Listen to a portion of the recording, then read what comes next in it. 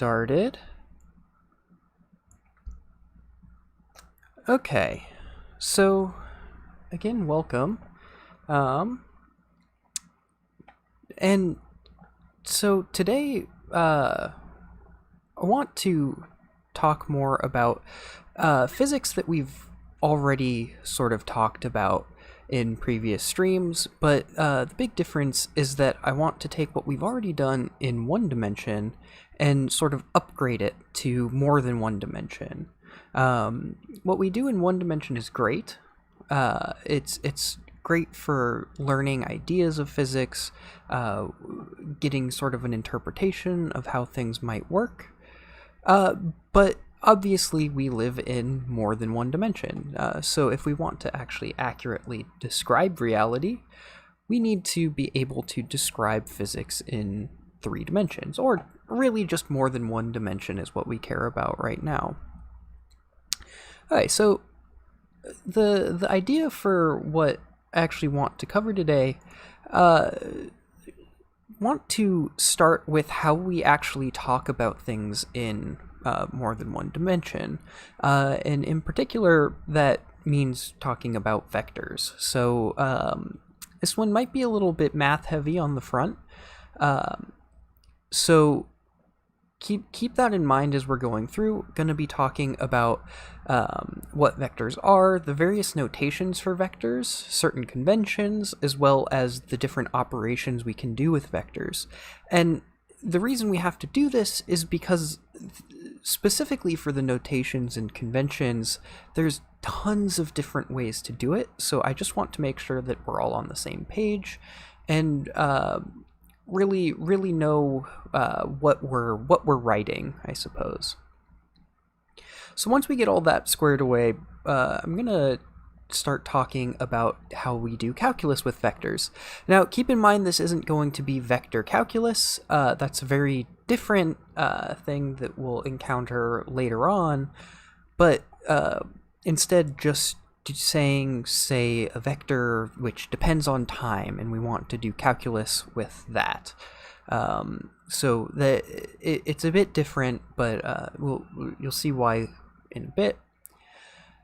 And then, of course, we want to actually do physics with vectors, and so we'll get into actual physics problems and how these vectors are useful for solving problems in physics in 3 dimensions.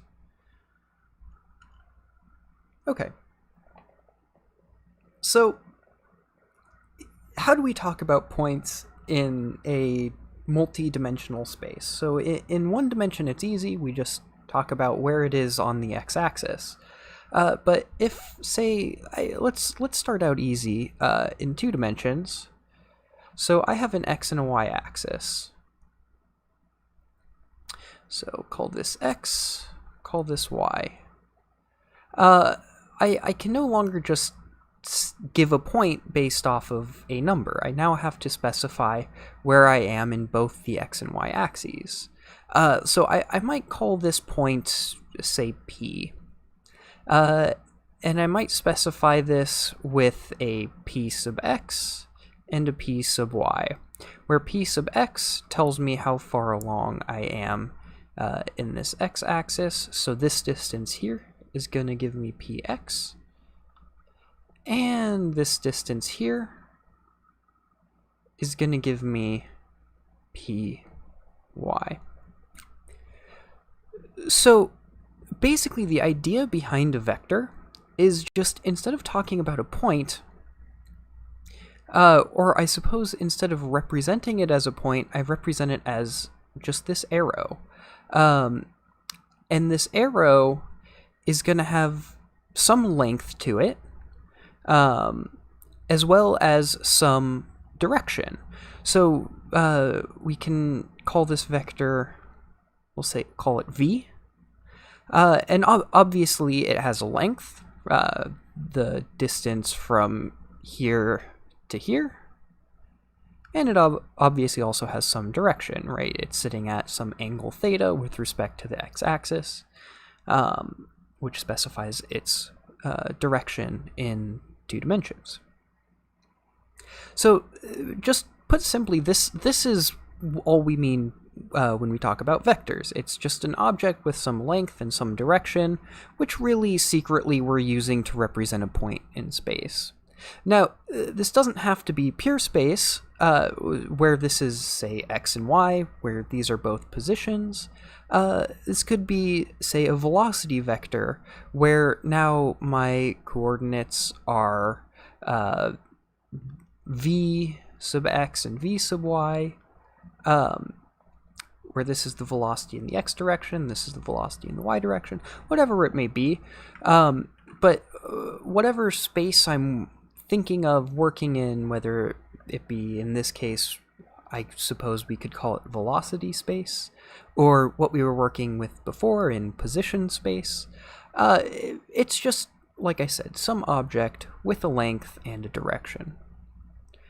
Okay, so the first thing that we want to be able to do is add two of these things together. So if I have some v plus u, so whenever I write a vector, I'll typically write it with this little arrow hat on top of it, and that just differentiates it from, say, a number. But just keeping that in mind. So what does this mean? What does it mean to add two vectors together? Well, in a similar way, we could ask what it means to add 2 points together. So say this is, again, x, this is y, and I'll call this P1, and I'll call this P2, where this we'll say is x1, y1, and this is given by x2, y2. So what does it mean to add P1 plus P2? Well, the way we go about this is we can notice that if I look at where this is, say, just take P1, this x1 position, it doesn't depend at all on what this y1 position is. I can move this point up, I can move this point down in y, and it doesn't matter. It doesn't change anything having to do with x, or x1 in this case. In a similar way, of course, I can think about y1, and we see again that this doesn't depend on how I shift the point in the x direction. So what we see from this is that the x and the y directions don't really talk to each other. There's no cross-contamination between the x and y directions. So because of this, a good rule we might say is, well, let's just come up with a new point, which is where the x, the distance we go in the x direction is just the sum of the two x values, and the distance we go in the y direction is just the sum of the two y values. So if I scroll down a little bit, I'm gonna draw these on two separate plots. So what I'm gonna do is, instead of talking about points, I'm gonna again talk about vectors. So I'll call this x, call this y, and I'll color code these. So I might have some vector here, which I'll call v, and I have some other vector here, which I'll call u. Now, looking at these, we can see that I have some v sub x, some value in the x direction which makes up v, as well as some value in the y direction, just like we had with the points. And similar for u.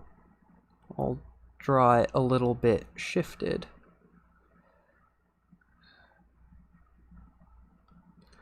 This is u sub x. So now I just use the rule that I used before. So to find the sum of these two guys, I just sum the two pieces. So I'll get some new vector, which I'll make green, which is going to look, I don't know, something like this. Where this part here, in the x direction, is going to be Vx plus Ux, right? Because that's the rule we came up with here. And then same thing here, over here. This is going to be Vy plus Uy. But of course, this is just made up. We can split these summed pieces up into their separate components. So I might say that this region here is given by Vx, and this region here, actually I'm going to draw these a little bit, try to make them a little bit more to scale from what I drew earlier. So something like this, and then I have something like this, where this piece here comes from Vx, and this piece here comes from Ux. And so, of course, we can do the same thing over here, where this piece here is just Vy, and all this here is Uy. Right, and all I've done is I've split up this total interval, say Vx plus Ux, into Vx plus Ux here. And same in the y direction. But you can see that all that I've really done, I'm going to just erase a little bit. So this here is Vx, and this here is Ux. So all I've really done is I've taken my first vector here, V, and I've taken my second vector U,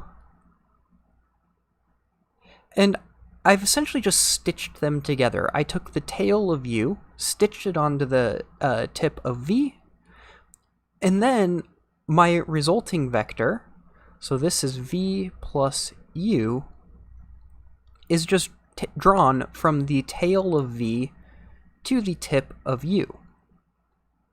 So that's how we add vectors. We take one of them, we attach the second one's tail to the tip of the first one, and then the sum is just attaching the tail of the new vector to the tail of the first vector, and the tip of the new vector to the tip of the second vector. So that's how we get this here. And of course, as always, feel free to ask questions in the chat. I have it up. So, yeah. Okay. So now, what about multiplication? We have addition, and of course, so now let's talk about multiplication just by numbers. So if I have some vector v, and I want to multiply it by some constant, what does that equal?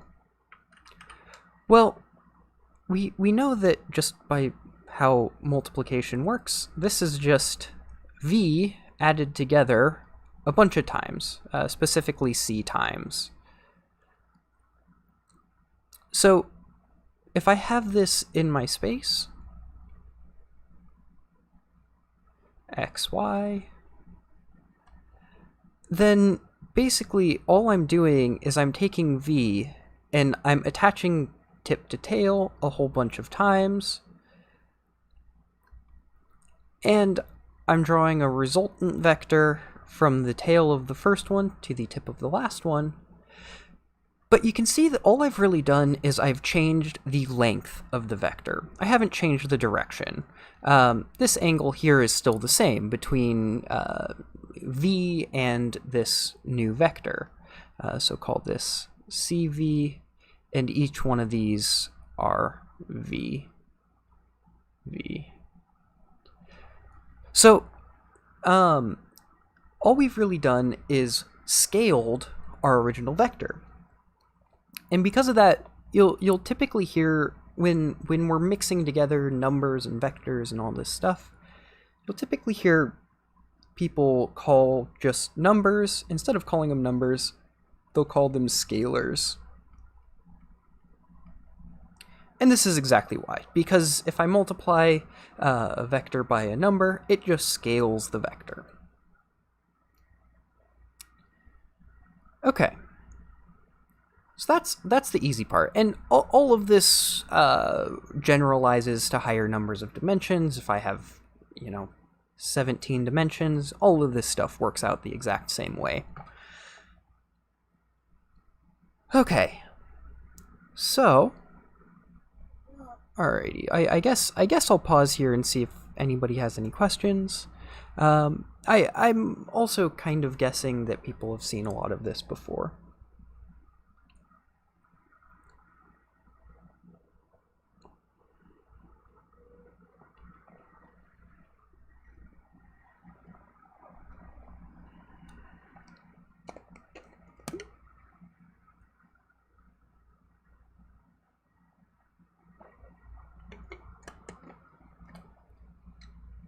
Okay, I'm not seeing any questions, so I'll just go ahead and move on. So now we get to the really fun part, which is talking about vector conventions. Conventions. And while this might not be the most exciting and thrilling topic, it's certainly necessary because there are a lot of different conventions for how to represent a vector. So, I'm just gonna essentially tell you what all of the different notations are, and then I'll say which one I will probably use the most. But until then, let's just talk about what these different conventions could be. So the first one is we just called a point. So say my vector is vx, vy, kind of what we were doing above, right? Where I have my two axes, x and y, and I have my vector v. This is vx, this is vy, and this works great. And I have seen this show up a lot more in mathematical contexts than in physical contexts. So you won't see this used a ton, but it does show up every now and then. Now, the one that's more popular in physics is to use what are known as basis vectors. Use basis vectors. And what a basis vector is so say now I consider 3 dimensions. So I have x, y, and z. What I'll do is I will define, just say these exist, 3 new vectors. I'll call them x hat, y hat, and z hat. Each of these vectors lies along one of the respective axes. So obviously x hat lies along the x direction, y hat lies along the y direction, and z hat lies along the z direction. Now, the important thing about these guys is that they have length 1, all of them. And that's just something that we define. We just say these vectors exist, and they have length 1.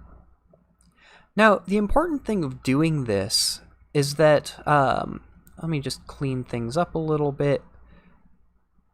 As we already found, since I can create a new vector by multiplying and adding together other vectors, if I have some arbitrary vector in my space, call it v again. So I can look at where it lies on each of these three axes, and I can essentially multiply each of these vectors, so I'll call this vx, x hat, to get new vectors. So multiply each of the basis vectors to get a new vector along each axis, and then v, z, z hat, where vx, vy, and vz are all just scalars. Now I just add these three vectors, these new vectors along each axis, I add those together, and that gives me v. So I can write v is equal to vx, x hat, plus vy, y hat, plus vz, z hat. So this is a much more common notation in physics. Another way you might see this represented is I hat, j hat, k hat, where I is the basis vector along the x-axis, j is the basis vector along the y-axis, and k is the basis vector along the z-axis. It's just a name, so it's giving the same information, just calling it something else. I actually don't prefer that notation. I prefer this one. But there is actually a notation that I prefer even more. And again, it's for these basis vectors, but I'll call it EI notation, where instead of giving the axes names like x, y, and z, I call them, say, axis 1, axis 2, and axis 3. Now the reason I do that is because now I do the same thing as I did above, where I define these basis vectors, E1, E2, and E3. But the nice thing now is that I can write a vector as v1 e1 hat plus v2 e2 hat plus v3 e3 hat. Now, what's really convenient about this is that I can actually write this in a much more compact notation as a sum. Sum over I equals 1 to 3 of vi ei hat, where I call each of these vi's components of the vector v. It's just the scalar which lies along each axis, or the scalar which multiplies each basis vector to give me what I sum up to get v. This is actually a much more convenient, much more compact notation, because if instead I have, again, we'll say 17 dimensions that I'm working in, which obviously doesn't show up too often in classical physics, but it would be a pain to write out something like this with 17 different parts. It would be much easier to just write the sum. And in general, if I have d dimensions, I can give a vector as this sum over I equals 1 to d vi ei hat. And I think the notation of E comes from German. I'm not exactly sure what the word is in German, but I think that's why it's an E. Okay, so this is the notation that I'll probably stick with the most, is something like this, where my basis vectors, so the vectors which lie along each of my axes, are given by these E's, these E hats, I'll call them. Now, another thing that I want to say is I might get kind of sloppy with my wording of things, and I might start talking about the components of the vector and the vector itself interchangeably.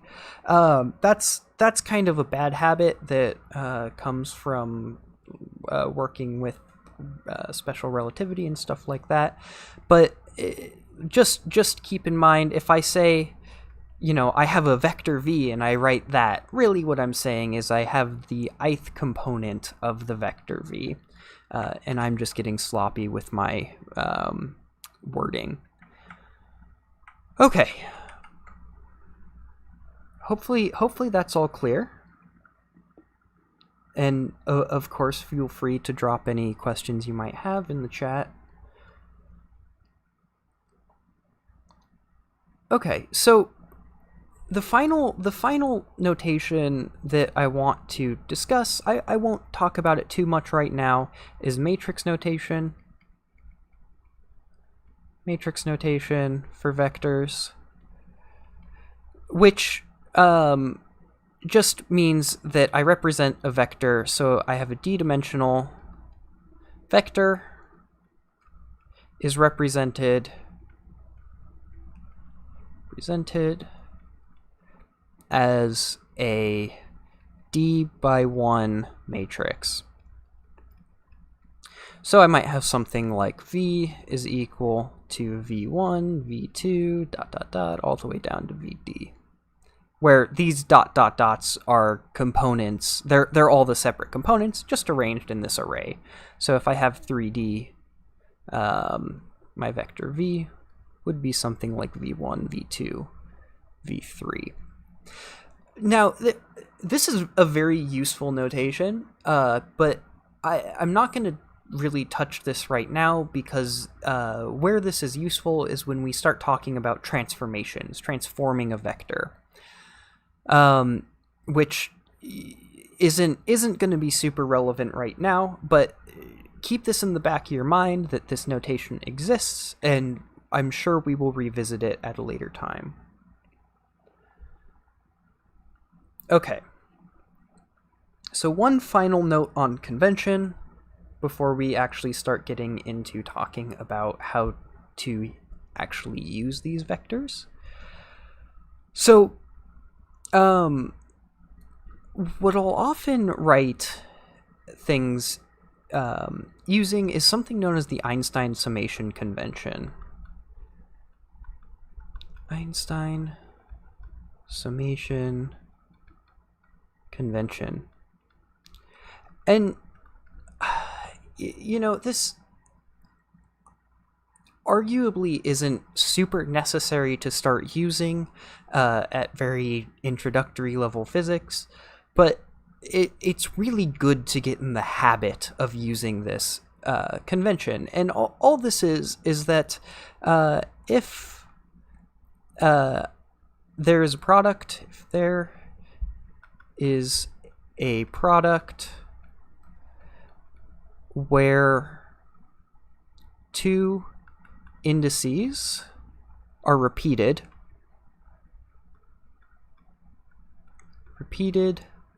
summation is implied. Unless otherwise stated.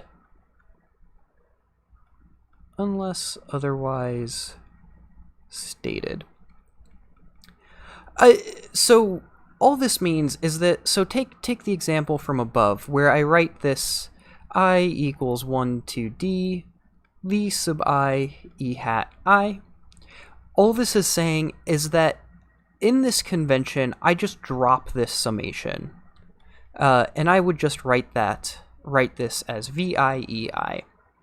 And since I have these two things here, which I'll call indices, the I is an index. Since it's repeated in this product, then that means that the summation symbol is implied. So this is just V1, E1 hat, plus V2, E2 hat, so on. I just sum from 1 to however many dimensions I have.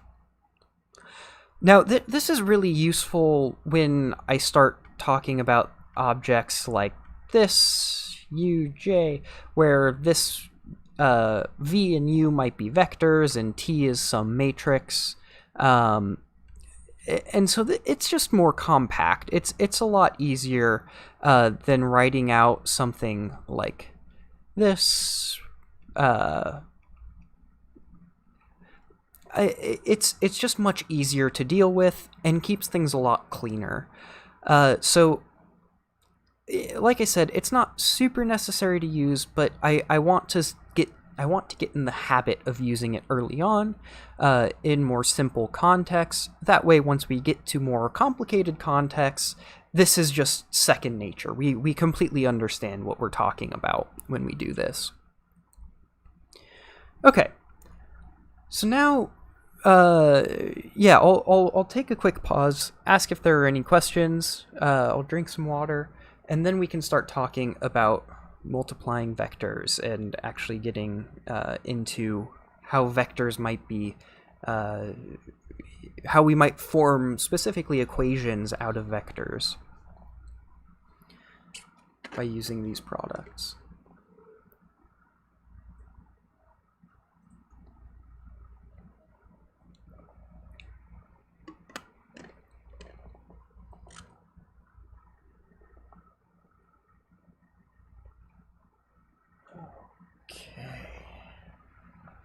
Summations in the last example nested.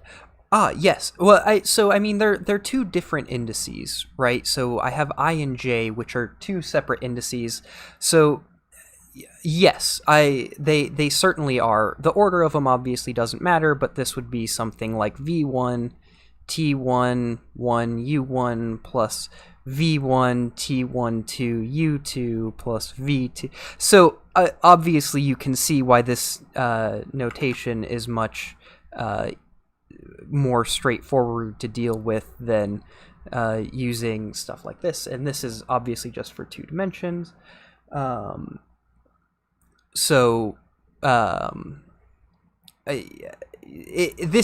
Some sums like this get very complicated very fast to write down. So this notation is just to keep things very nice and compact.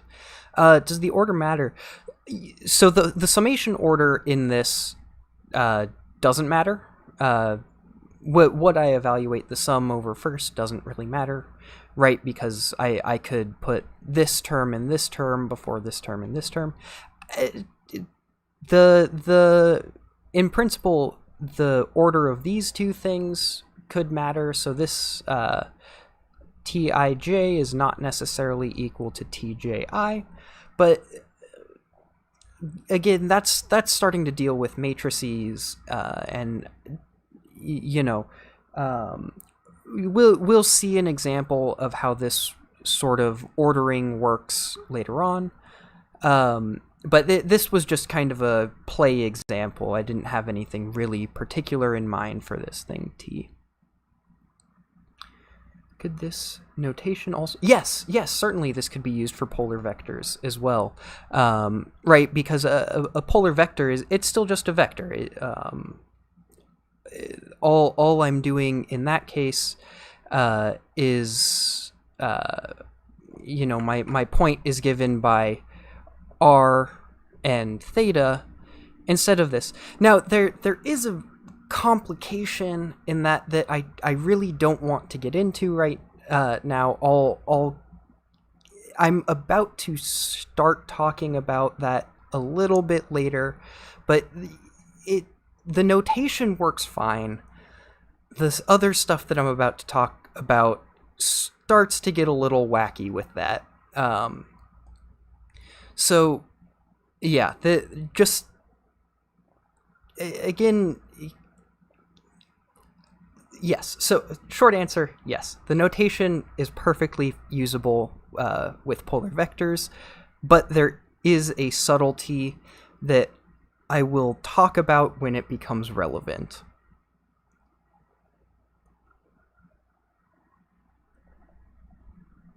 Okay, hopefully that answers those questions.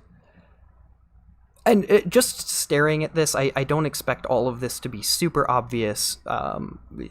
We'll get into some examples where hopefully it starts to become more and more clear. But until then, yeah, just the idea that this summation symbol is implied whenever these two indices are repeated. Okay, let's go ahead and move on. And honestly, for this next part, I couldn't quite decide on how in depth I wanted to go. So I think I found a fairly happy medium on just enough information to really see where things come from, but not so mind-numbingly boring getting deep into all of the math that it should be satisfying enough. But if you want me to dive deeper into the mathematics of things, I'd be happy to do so. Just keep in mind that, you know, I want to save some time to get into actual physics.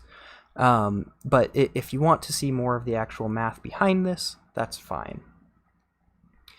So we talked about adding two vectors, so we can do v plus u.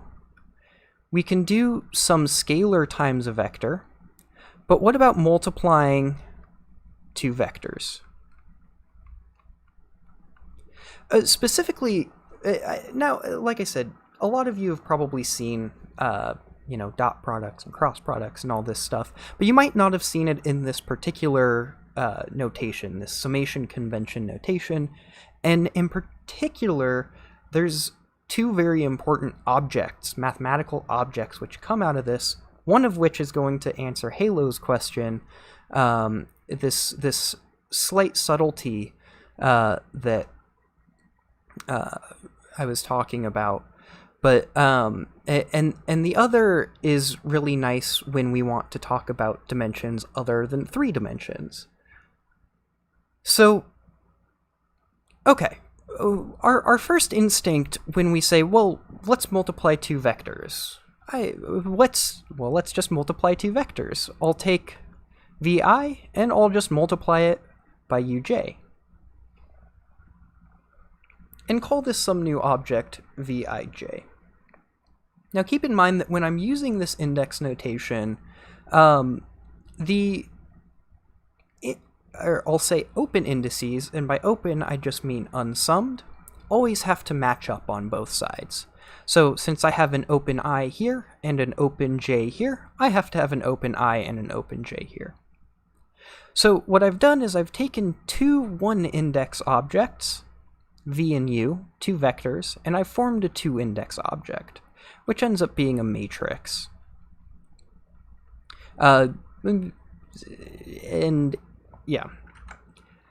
So this is known as a tensor product.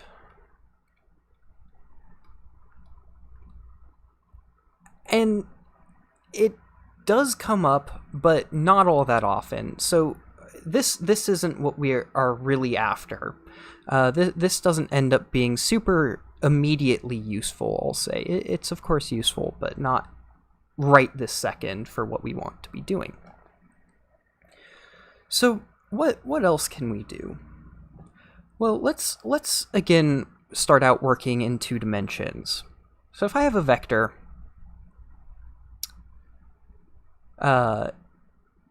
so call this my E1 direction, and I'll call this my E2 direction, and I have some vector v, and let's say I want to find the length of this vector. So of course, to do that, I can form this right triangle here, where this I'll call Vx, this I'll call Vy. Well then the length of this vector is just given by the Pythagorean Theorem. So I'll represent the length by this thing here, which I'll call the magnitude. And that is, I should call this V1 and V2. Apologies on that. V1 and V2. And this is just going to be V1 squared plus V2 squared. Okay, this looks interesting. So I can, of course, rewrite this as VI, VI, using our index notation, where, of course, since I have a repeated index, this is implied that this is the sum from I equals 1 to 2 of VI, VI. Now, what I'm going to do is I'm going to write this in a bit of a funny way. I'm going to write this introducing some new object, which I'm going to call delta ij, vi, vj. So now looking at this, since I only want the pieces where, in this case, I and j are the same, I know automatically the properties of this delta. And so I can say this is equal to 1 if I is equal to j, and it's 0 if I is not equal to j. Right, and so you can see that when I'm summing over values of I and j, if I is equal to j, I get 1 times vi, whatever that index is. And then if I is not equal to j, it gives 0 and doesn't show up in this sum. So this guy we give the name of the Kronecker delta.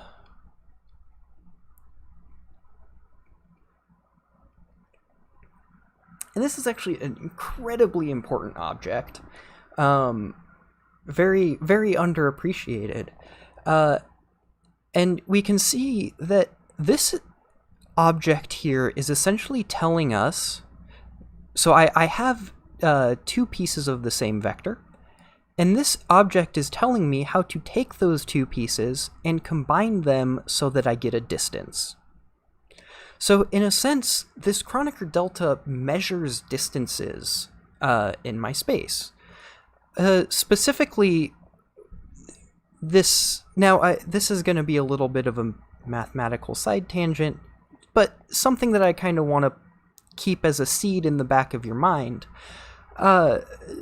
This is how we measure things in Euclidean space. So essentially, the Pythagorean Theorem is what defines Euclidean space. So more specifically, this Kronecker delta is known as a metric tensor.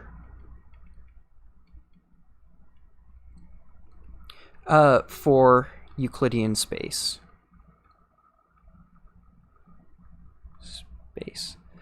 Specifically Cartesian Euclidean space. So the delta is just a scalar effect. So each component of delta is a scalar factor, because it's either 1 or 0, but I could also write it as a matrix, right? So in 2 dimensions, I could write it as 1, 0, 0, 1, where I could write this as 1, 2, 1, 2, where the row and the column are different values, I get 0, but where they're the same, I get 1. So in a sense, this is a matrix quantity, but since we've written it in this component notation, each component is, of course, a scalar. But so anyway, so this delta, like I said, measures distances in Euclidean space, and for that we give it the name of metric tensor. And so to revisit Halo's question, if we make this look different, we might get a different space, or more specifically, we could also get the same space in a different set of coordinates. So in the case that Halo was talking about, this delta ij, if I'm remembering everything correctly, looks something like 100 r squared, where r is the r component. And actually, you should probably give this a different name. But so this is just telling us how to measure things in our space. Again, it's not super important right now, but it's something I want you to keep floating in the back of your mind for when we one day talk about general and special relativity, because it will look different in those cases. Okay, so anyway, this is a really good way of defining a product of two vectors. So if I have a vector u and a vector v, I can define some way of multiplying them, which is just ui, or I'll write this as delta ij, ui vj, which of course in our case of Euclidean space, where this is the Kronecker delta, this is ui vi. Of course, summation is implied here. And this is known as a dot product.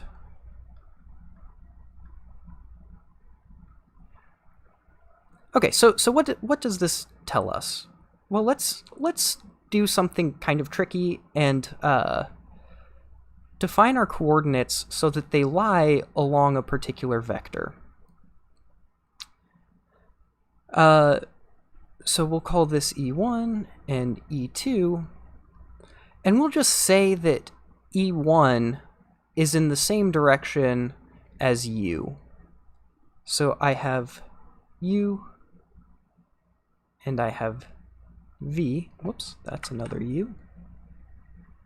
V. And so what we find is that when we take this dot product between so u dot v, well, this is just equal to u1 v1, because u has no e2 component. So what I'm really doing is I'm, as we say, projecting this vector v onto u, and I'm multiplying the magnitudes of those. So I only care about this v1 component and, of course, the u1 component. And that's what's defining this product. So if there's some angle theta between these two, you can see that I can also write this as u times v times the cosine of the angle between them. And this of course also works because I could instead define E1 along V and E2 perpendicular to that, and this whole story would work out the same. Okay. So that's how our dot products work. And actually this works in any number of dimensions. This works in 2, 3, 4, however many dimensions. This is always still the same. Before we move on, again, I'll take a quick pause to ask if there are any questions / answer questions that are there. So delta equals 1. So delta equals 1 only if I and j are the same, right? Because remember, there's a secret sum hiding in this expression. There's a secret sum hiding over both I and j. So I really have delta 1, 1, v1, v2, delta 1, 2, v1, v2, delta 1, 2, 1, v2, v... I have all of those different components, and only the ones where these two pieces are the same do I get 1. Otherwise, I get 0. So I could write that out if you want. So plus delta 1, 2, v1, v2, plus delta 2, 1, v2, v1, plus delta 2, 2, v2, v2. So by these rules here, I know that this is 0, and this is 0, and this here is 1, this here is 1, and so you can see I get exactly what I have here. Hopefully that makes sense. This is why this summation convention can get a little tricky. It can kind of hard to follow where we have sums, where we don't have sums, all this stuff. So yeah, don't be afraid to ask questions about this notation. I want to get these squared away early on.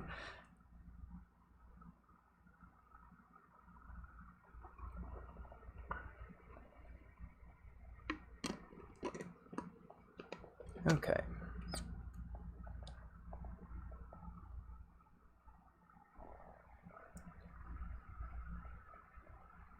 Excellent. So I'm not seeing any other questions in the time being. So oh, great. I'm happy that makes sense. So now we have a way of multiplying the components of our vectors which are parallel to each other, right? Because that's all we're doing. We're saying which pieces of v and u are parallel to each other, and we multiply only those components. So we might ask, what about the perpendicular pieces? So again, I'll just rewrite this down here a bit lower, and maybe a bit bigger. So I have something like E1 and E2. And say I want to do something like this, where this is V. Again, I'm just trying to make a smart choice of my coordinates,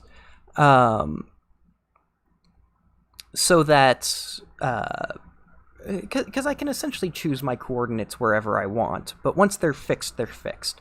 So I'm essentially making a smart choice of my coordinates by choosing one to be along one of my axes. This has some angle theta between the two. So now, if I want to find the perpendicular components, so say I define some object, or some product, we already used a dot, so this time we'll use a cross for the times. And we'll say this is u, magnitude of v. There should be an extra line. Times sine theta. We already did cosine, so let's do sine. Okay.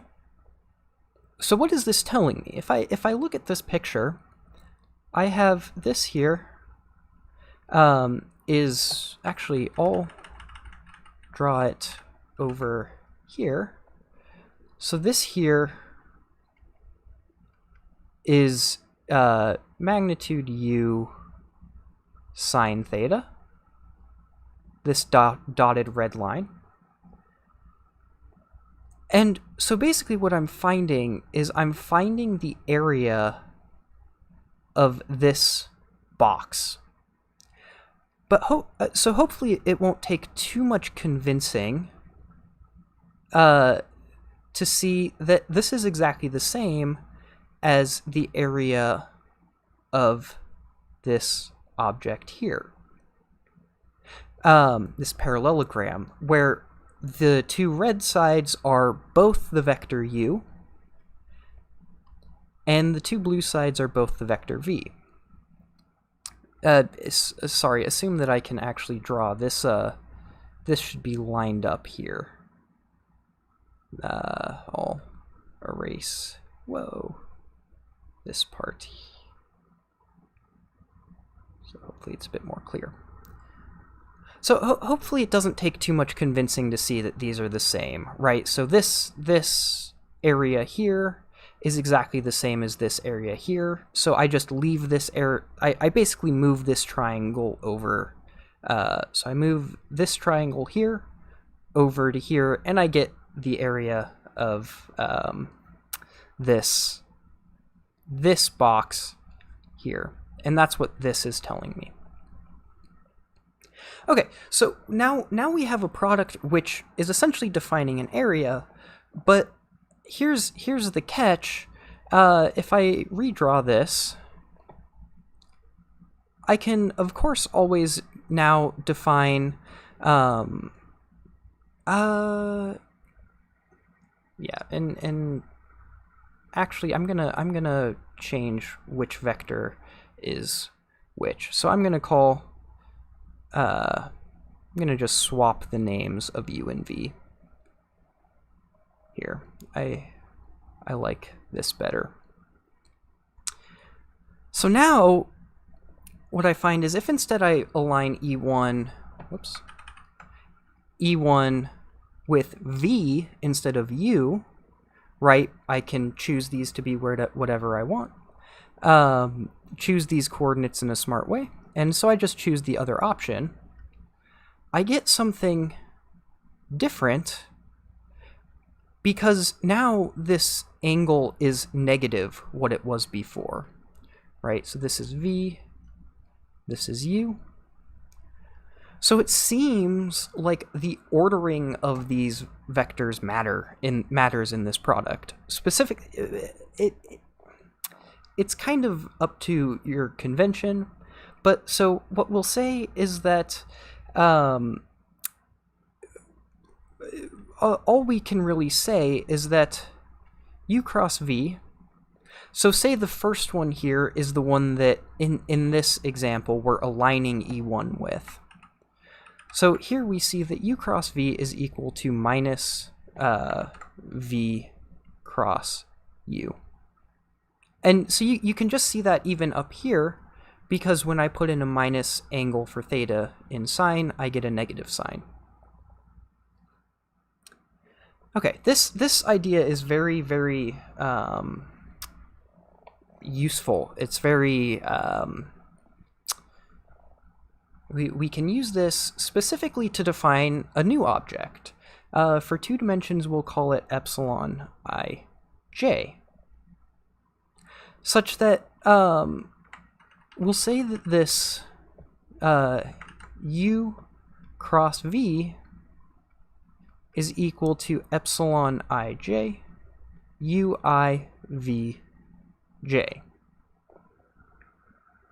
Now, we also know that this is minus v times u, which we can write as epsilon ji vj ui. Right, I can call these indices, they're summed over, so I can essentially call them whatever I want. Oh, and actually this is minus that. But of course these here are just numbers, so I can flip them around. I can write these as uivj, which immediately tells me that epsilon ij is equal to minus epsilon ji. In other words, this object is anti-symmetric, so when I flip these two indices, I get a minus sign. So for example, I know that epsilon 1, 2 is equal to minus epsilon 2, 1. Now, this is nice because this exact principle guarantees that we only pick out perpendicular components of our vector, because of the fact that epsilon, say 1, 1, is equal to, well, now I can just flip the two indices here. I get a minus sign, because that's what this rule tells me, but it stays epsilon 1, 1. And the only thing that can be equal to negative itself is 0. So, if I and j are the same thing, we know that we get 0. So, I can write this as u cross v equals epsilon ij, which is just equal to epsilon 1, 2. And I can take, well, I'll write this out. Sorry, u1, v1, plus epsilon 2, 1, u2, v1, But as we saw here, I can just flip these two indices, get a minus sign, and this is epsilon 1, 2, u1, v2. Oh, sorry, this is, this here should be a 2,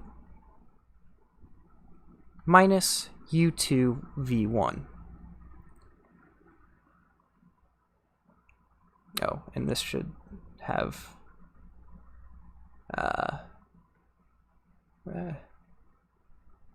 I j v u I v j, like that. Where I just didn't include the ones with the same indices because we know that they're 0. Okay, so we see automatically this gives us a product between only the perpendicular components. So now all that we have to do is specify a particular convention for this epsilon. And so what we'll choose is that epsilon 1, 2 is equal to plus 1.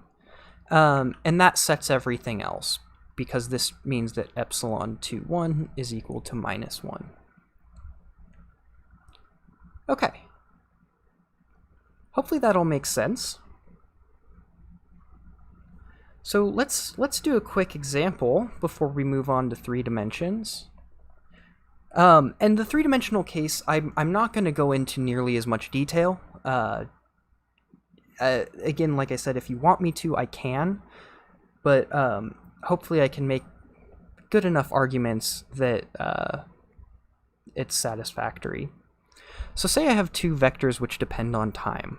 So we'll say I have u of t, which is cosine omega t times e1 hat plus sine omega t e2 hat.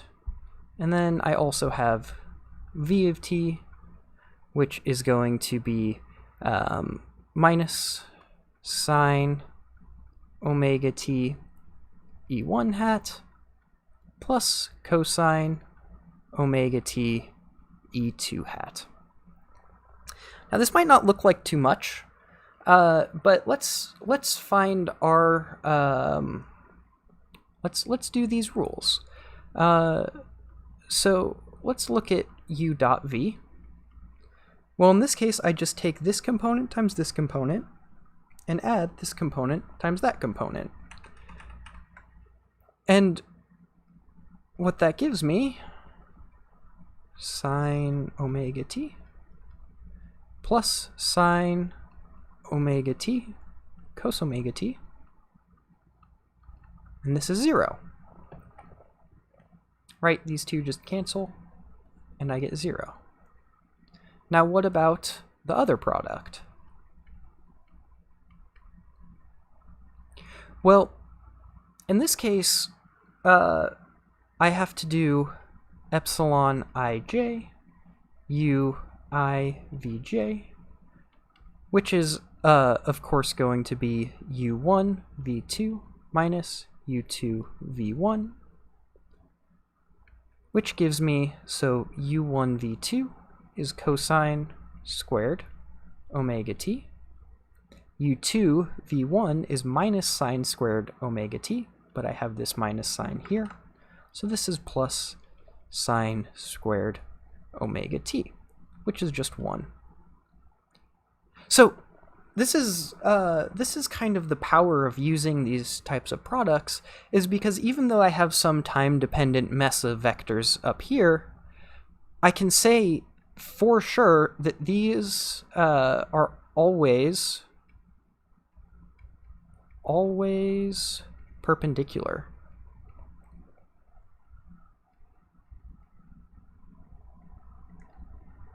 These two vectors, no matter how much time has passed, no matter what we choose for this omega, they are always going to be perpendicular to each other.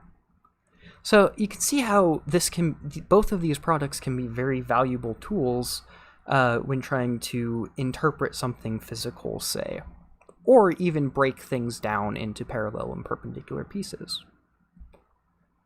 Okay, so I guess I'll stop. This is a decent stopping point. If there are any questions, take a sip of water.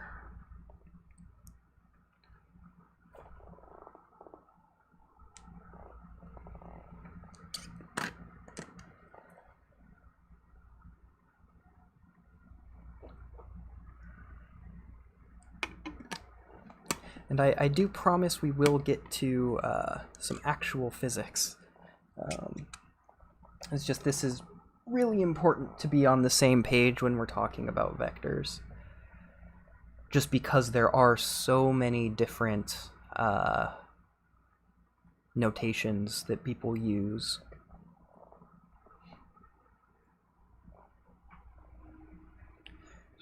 Dot product. How do you know whether it's cosine or sine? Yeah, for sure. So I'm assuming you mean up here. So it's just I define this angle here, and just how we define cosine and sine is so sine or cosine is the side of this triangle here, which is next to the angle, and sine is the one which is on the other side of the triangle from the angle. And so since what I'm doing is I'm multiplying only u1, so u only lies in the e1 direction. There's no component which is e2. So that's all of u1.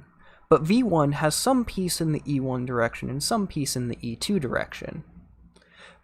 But v1 is only the piece that lies in the e1 direction. And that's exactly this side of the triangle here. That's a terrible color to be using. It's only this side of the triangle, which is the cosine. So where this equation here comes from is that this side is the magnitude of v, so the length of this hypotenuse times cosine of the angle. So that's where this came from.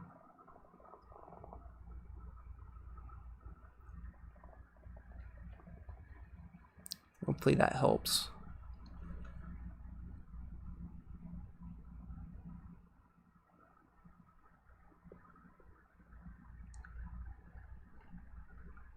Okay. Well, let's move on to 3 dimensions. Or I guess 3 and higher dimensions. And like I said, a lot of this stuff stays the same. So addition stays the same, scalar multiplication stays the same, and in fact the dot product stays the same.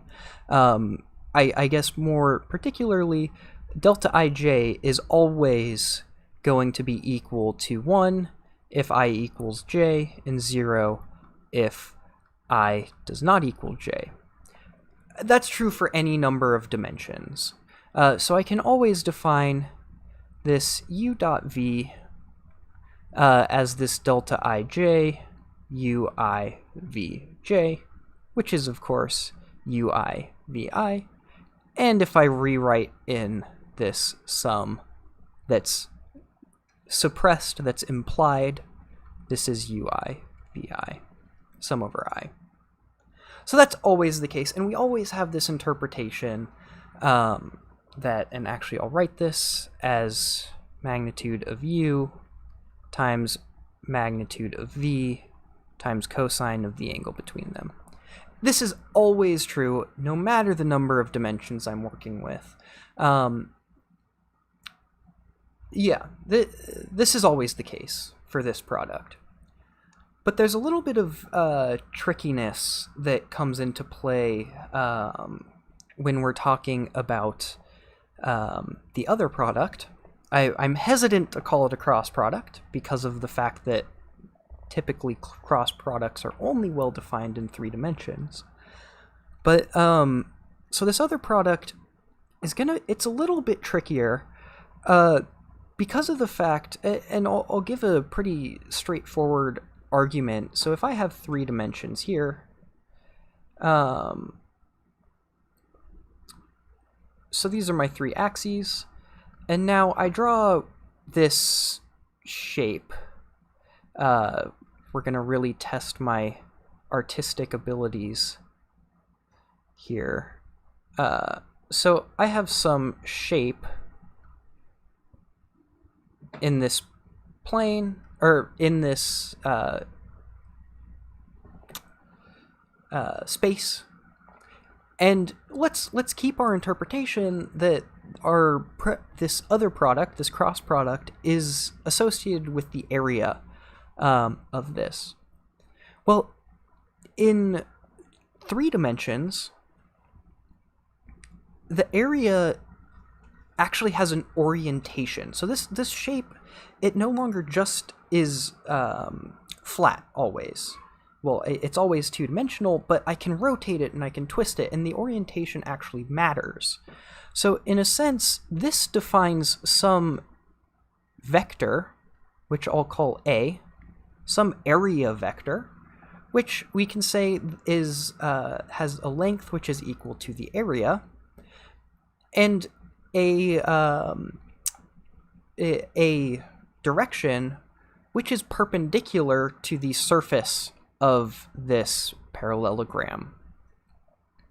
So really what we need when we do this is some vector quantity. So this should have some extra index, which essentially tells me the orientation of this guy.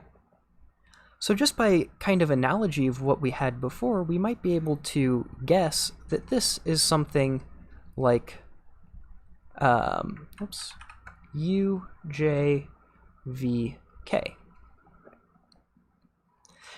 And so I guess another way that we could see this is if we want an actual scalar like we had before in 2 dimensions, we would have to take a volume, right? That's the most general thing that we can have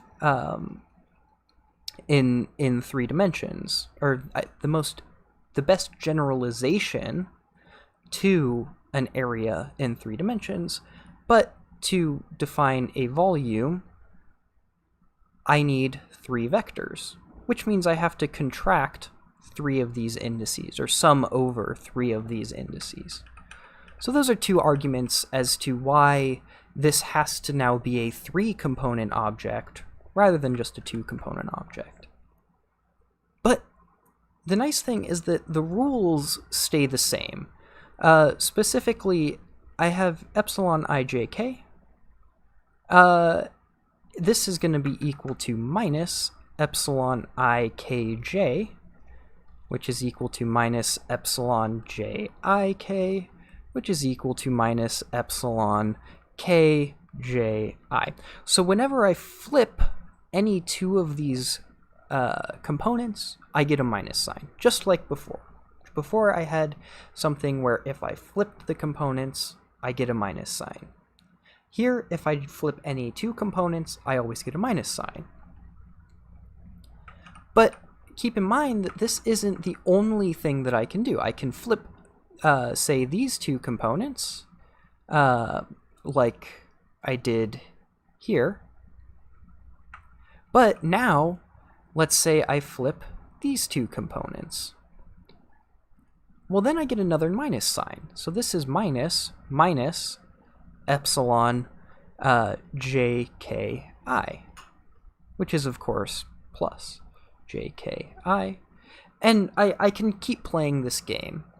So at the end of it, we have to do something like we did before, which is specify a convention, which will say epsilon 1, 2, 3 is equal to plus 1. But this, we can play this whole game that we did here, and what we find is this is epsilon 3, 1, 2. This is equal to epsilon 2, 3, 1, I believe. Yes. But I also have all of the other cases where I have something like 3, 2, 1. This is equal to epsilon 2, 1, 3, and equal to epsilon 1, 3, 2, which is minus 1.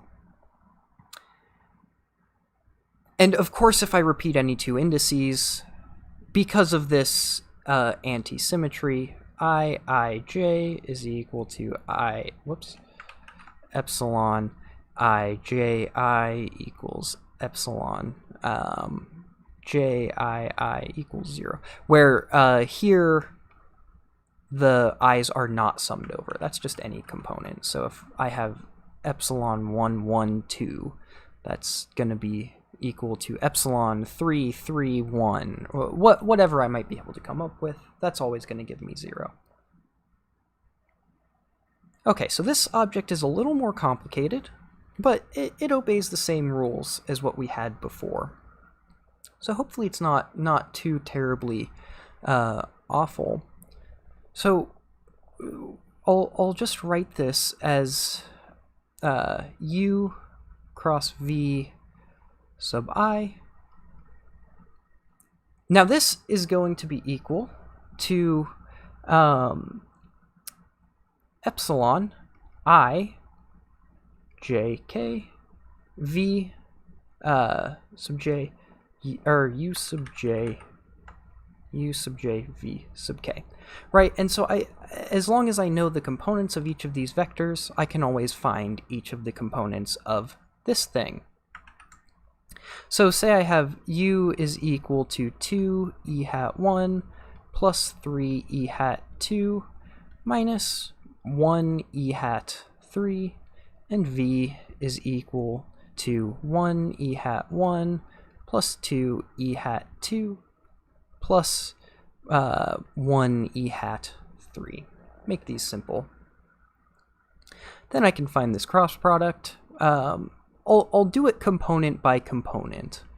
So the first component of this is going to be equal to when this I here is 1. So this is epsilon 1, 2, 3, u2, v3, plus epsilon 1, 3, 2, u3, v2. Any other case, I end up repeating indices, which gives me 0. Or I end up repeating indices in epsilon, and I get 0. So this is going to give me, well, this is plus 1, because it's 1, 2, 3. This is minus 1, because you can see if I flip 3 and 2, I get back to 1, 2, 3, so I get minus 1. So this is u2, v3, minus u3, v2, which, if we do our math correctly, we have 3 times 1, 3, minus u3, which is minus 1, times 2, so this is 1. So I can play the same game for these two. So this is going to give me something like epsilon 2, 1, 3, u1, v3, plus epsilon 2, 3, 1, u3, v1, which is minus u1, v3, plus u3, v1, which, again, make sure we do everything correctly. We have minus 2 plus, so we have minus 1 times 1, minus 1, so this is minus 3. So, of course, we do the same thing for the third component. v3 epsilon 3, 1, 2, u1, v2, plus epsilon 3, 2, 1, u2, v1. And this is going to give us, this one is plus u1, v2, minus u2, v1, which is 4 minus 3, which is equal to 1. So this u cross v, and on this cross I'm just going to put a little 3 here to tell us that it's in 3 dimensions. That's actually a little confusing. I'll leave that off, but we'll know that this is in 3 dimensions. this actually gives me a vector quantity. So this is 1 e hat 1 minus 3 e hat 2 plus 1 e hat 3, right? Because each one of these is just one of the components of this vector. Really, it's a pseudo vector. It's not a true vector because of the fact if I take every vector in my space, so say I have v and I take it to minus v, I have u cross v, then goes to minus u cross minus v. I pull the minuses out and I get u cross v. So it doesn't change the same way that all the other vectors are. Again, that's a little subtlety, but this cross product in 3 dimensions isn't actually a true vector. It's what we call a pseudo vector. And so we could carry this on, and so say like in 4D, we would find that delta ij is the same, and we have something like epsilon ijkl. In 5D, similar thing, and we just essentially keep adding on indices to this epsilon. Always behaving the same way, but always having to add on a new index every higher dimension we go. So this cross product in 4 dimension would actually give me a 2-dimension object, so like a matrix, or I think a pseudo tensor. But okay, again, hopefully we have some idea of what cross products and dot products are. If there are any questions, I'll again pause before we start talking a bit about calculus with vectors, and then we'll get into physics.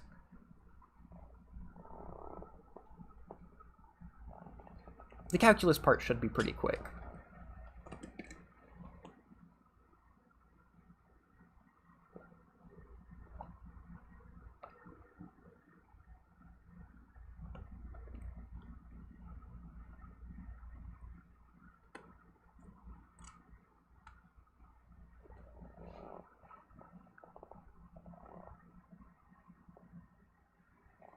Okay, well, thank you very much. I'm glad you think it was explained well.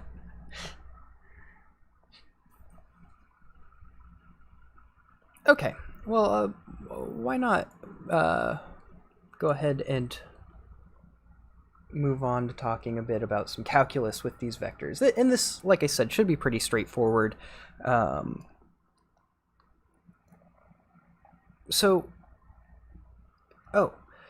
Is there a definition for a pseudo vector? It's this idea where if I take my vectors, if I take every vector in my space and I reverse it, so I give it a minus sign, a pseudo vector actually doesn't pick up a minus sign.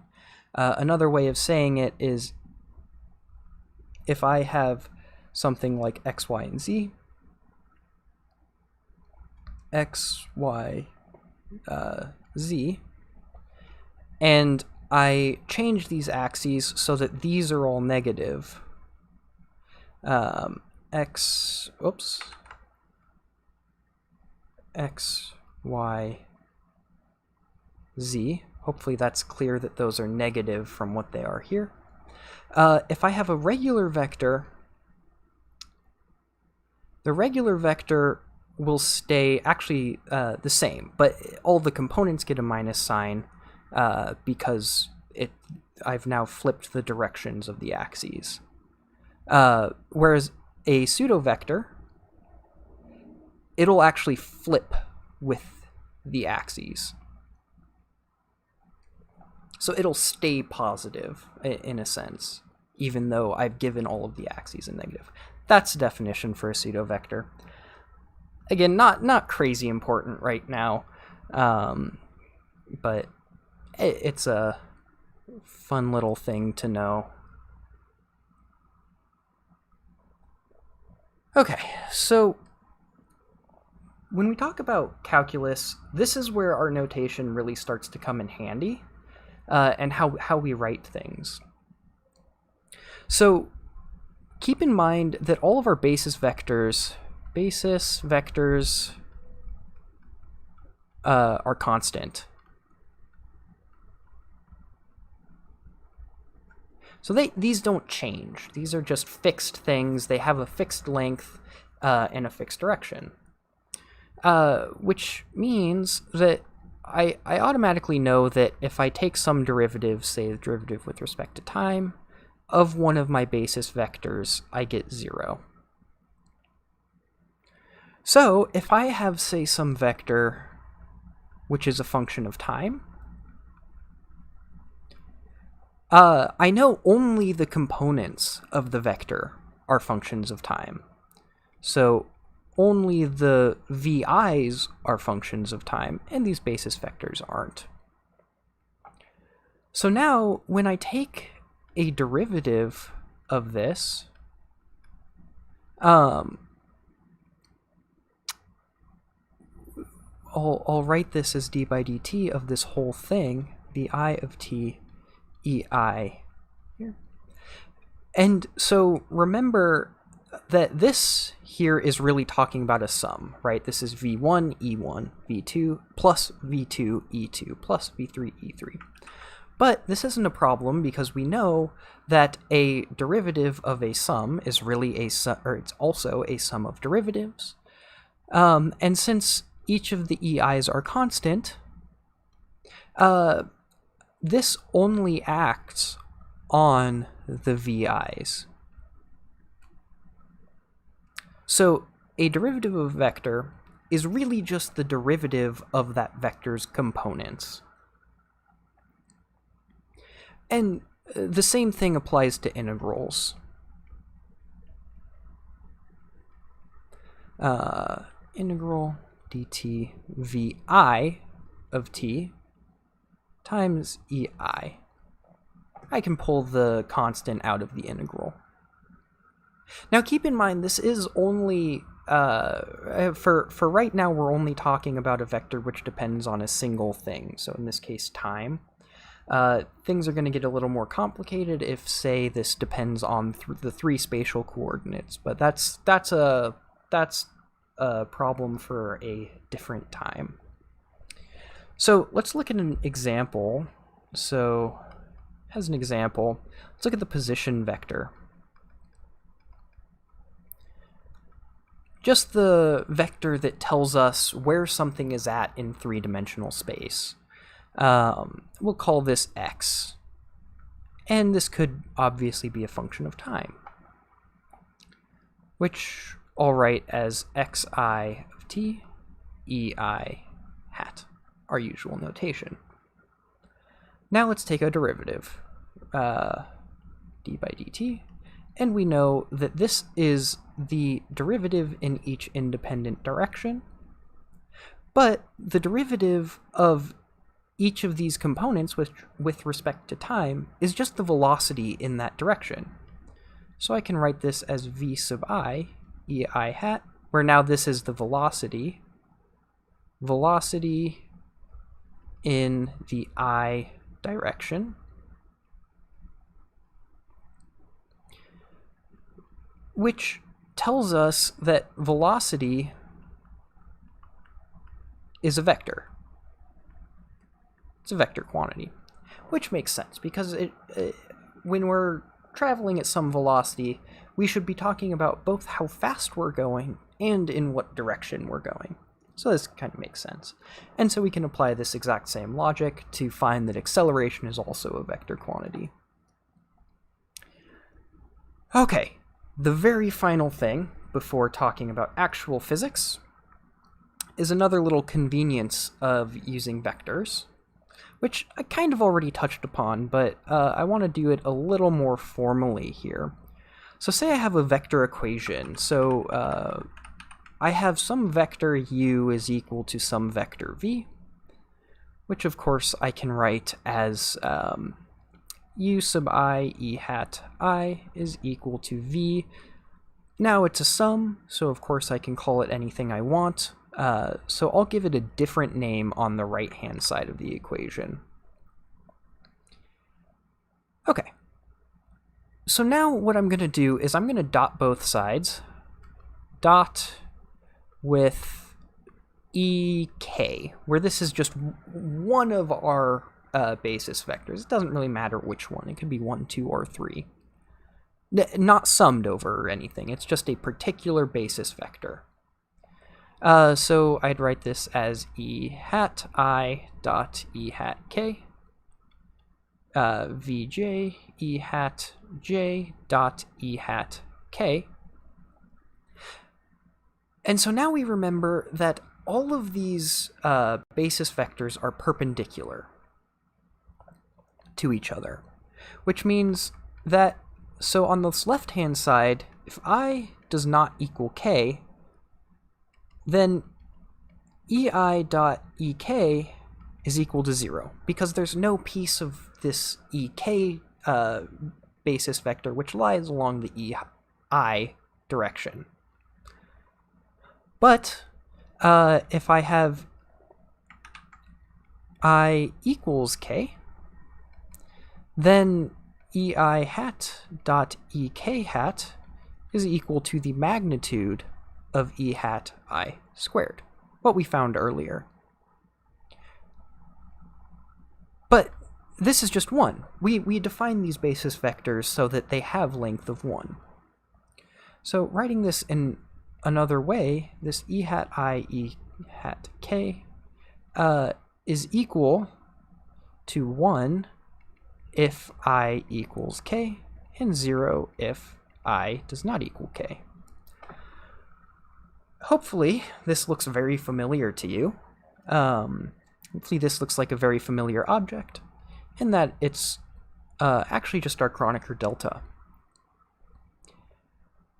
Which means that our equation that we wrote here really simplifies nicely Vj delta jk.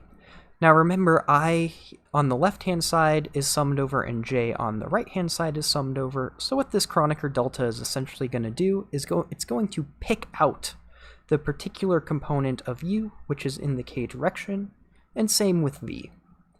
So this leads to something like u sub k is equal to v sub k, which tells us that if two vectors are equal, their components are equal.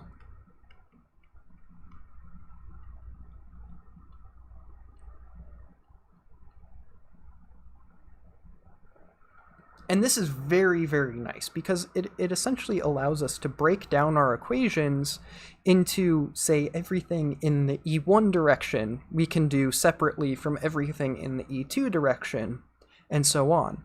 So this, while it may seem like a very trivial thing to talk about, it's very fundamental. It's very important to how we actually solve these problems. Otherwise, we might get a mess of combined things that depend on each other, and it would just be an absolute nightmare. And again, this wouldn't necessarily be the case if this delta is not defined as this. I believe. I might have to actually look into that a bit more, so take that comment with a grain of salt. But okay, one more pause for questions, and then let's actually do some physics. Finally, we'll do some physics.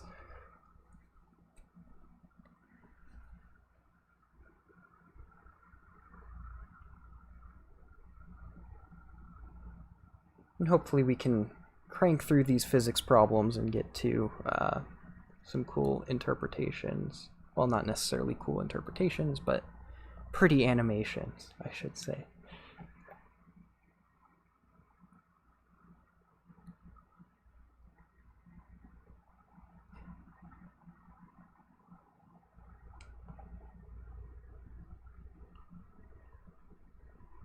Okay, well, I'm not really seeing too much. Give it a little more time.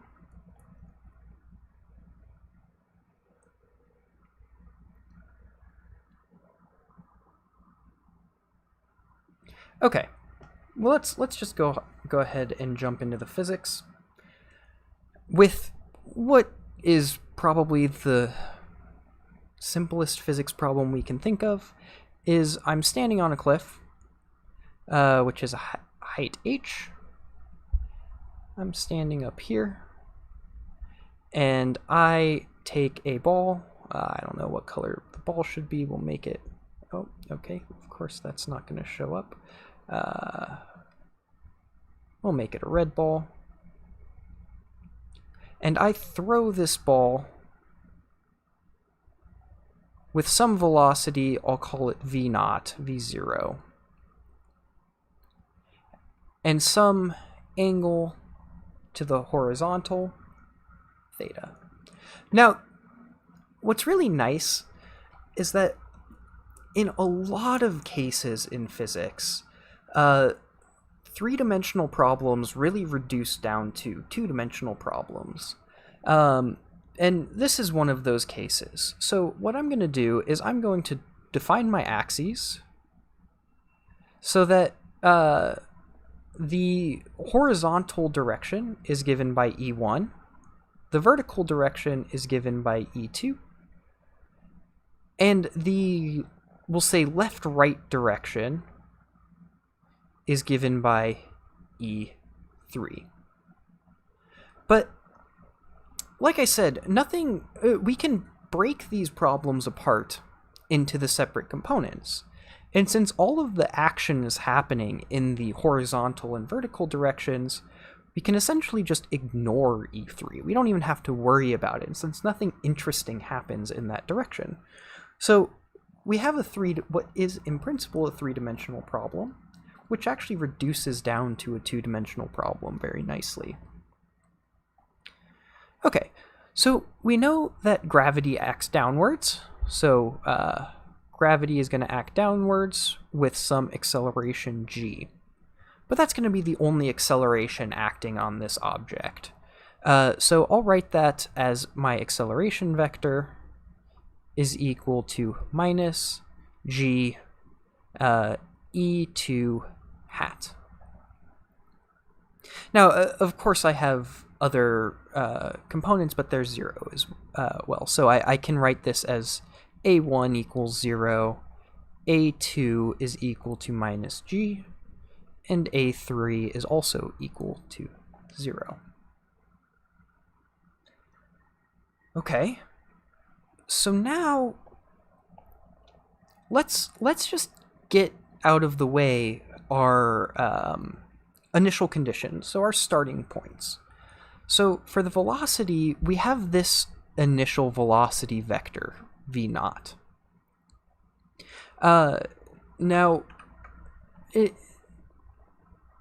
So we can see we can break this down into this right triangle idea that I was talking about earlier.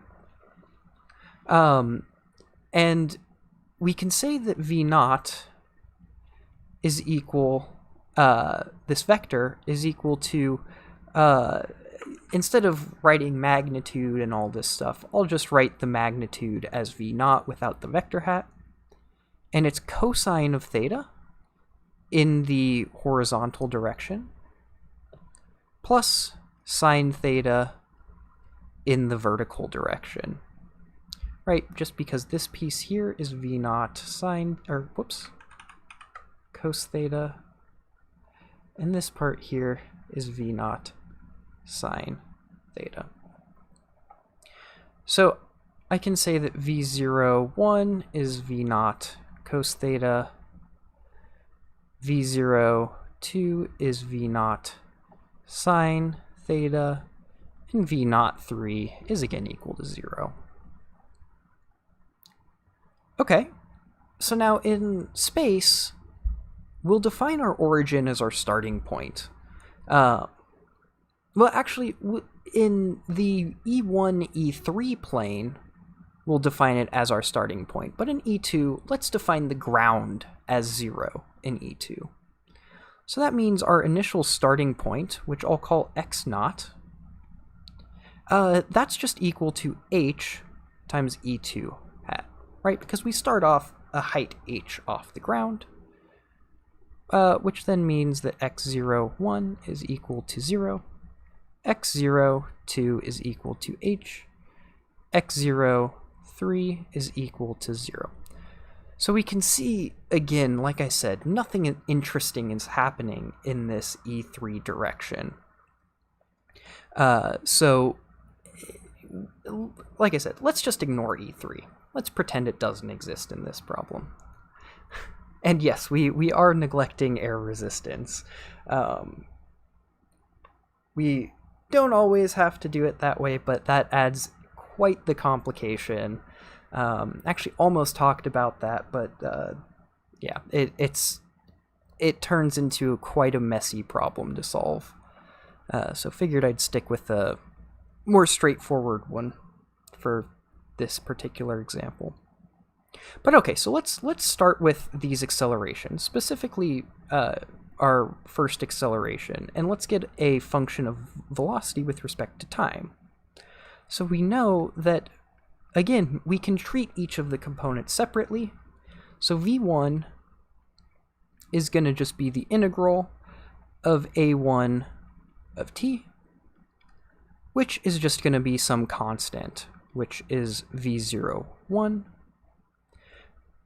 which we know that this is equal to v naught cos theta, right? We already wrote that down. The more interesting case is what happens in the y direction, a2 of t, and this is equal to this constant times time, right? Because this is times t to the 0, add 1 to the power, divide by the new power, our typical rules, plus v naught 2, our integration constant. But we know what the integration constant is. It's just v naught sine theta. And now, of course, it's easy enough to find our function of position, or functions, for the horizontal distance it's traveled is just v naught t times cosine of theta plus x naught 0, x0, 1, which we know is 0 from up here. And then x2 of t is equal to, again, we just integrate dt, v2 of t. So this is t to the first, add 1 to the power, divide by the new power, minus 1/2 gt squared, plus v naught t sine theta, plus x naught 2. But we know x naught 2 is, that's a tiny eraser, this is just h. Okay, so now let's ask a question. We have equations, but what's our question? Let's ask the question of how far does the ball go when we throw it with this velocity at this angle? How far does the ball go when it hits the ground? So the first thing we have to do to answer that is find when it hits the ground. And since the ground is something that has to do with how far it's gone vertically, that's when x2 of t, we'll call this tf, is equal to 0. And so this is minus 1/2 gtf squared plus v naught tf sine theta plus h.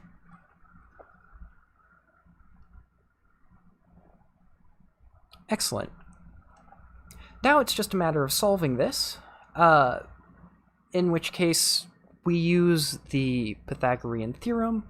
I'm not going to go super in-depth on how we solve this, since it's just an algebra problem.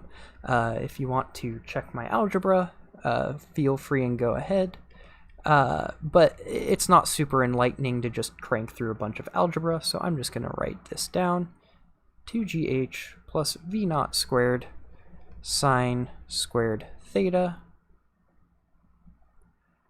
all divided by g. So not a very pretty expression. And so the distance that the ball travels is going to be x1 of tf, so how far it's gone horizontally, which is just v naught tf cos theta, where of course tf is all of this nasty stuff. Okay, that's fine, that's great. Let's look at a particular case where we start off on the ground.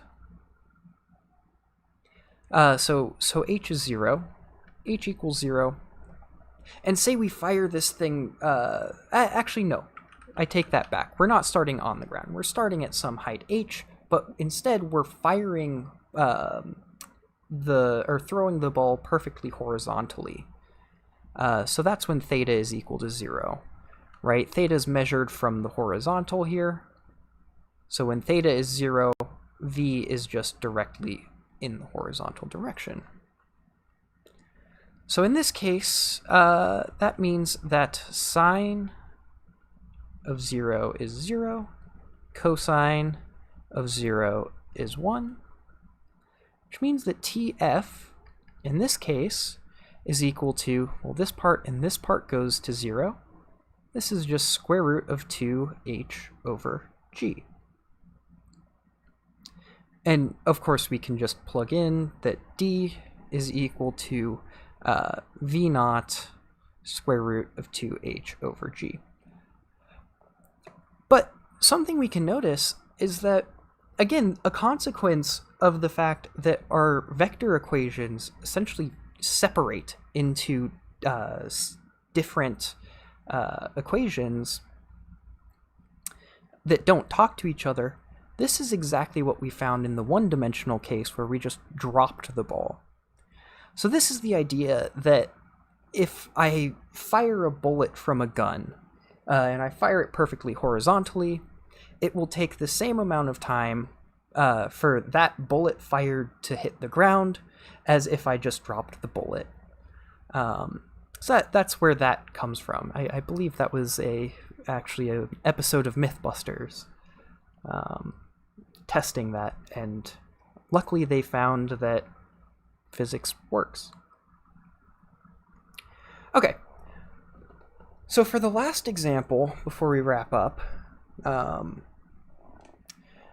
want to just briefly go over Newton's laws again, specifically what happens now that we're dealing with 3 dimensions. Well, we know that velocity is a vector, so velocity is a vector,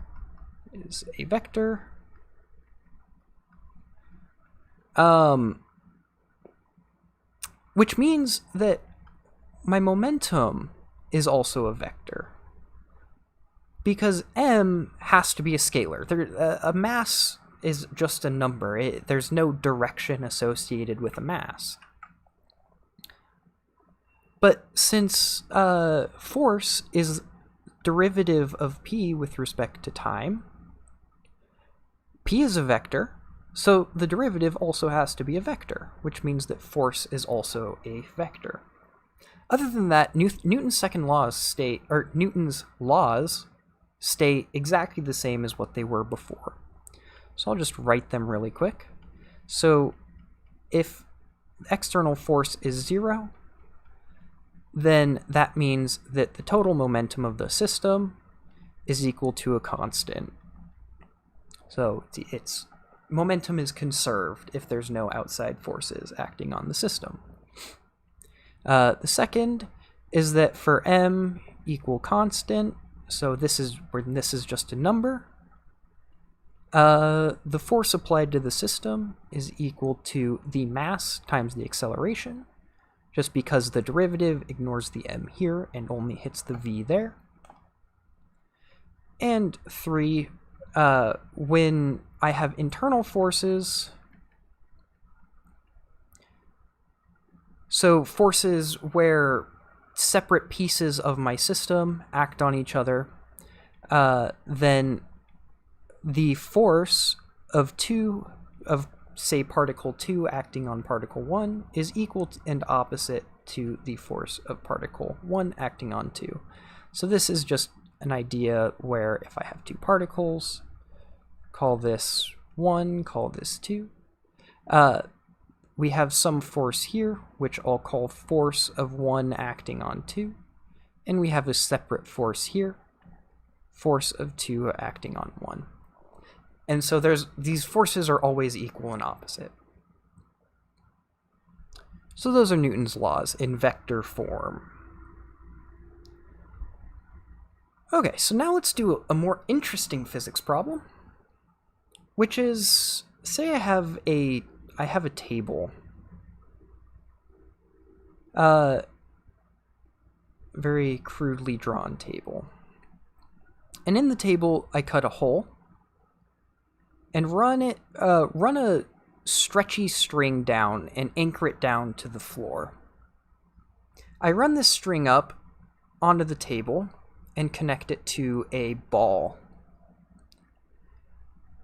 I now stretch, so this string, we'll say, is relaxed. So it wants to rest when the ball is directly in the center of the table, which means that whenever I stretch the ball away from the center of the table, there's some force which is pulling it back towards the center of the table. Okay, so how do I describe that? Well, this I can just say is equal to minus kx, where x is the displacement, so how far the ball is so if I draw a top-down view of this, and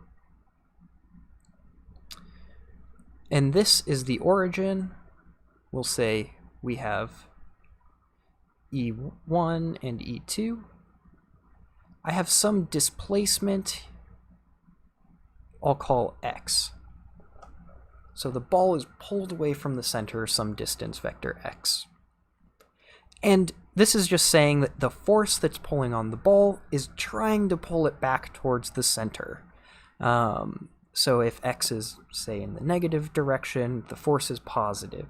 If x is positive, the force is negative. So it's always trying to pull it back to x equals 0. So what's the physics of this? Well, we can apply the second law and find that m times the mass of this ball times the acceleration of the ball is equal to minus kx, right? So just replacing the left-hand side with ma here. I'm just going to divide m over, and I have the acceleration is minus k over m times x.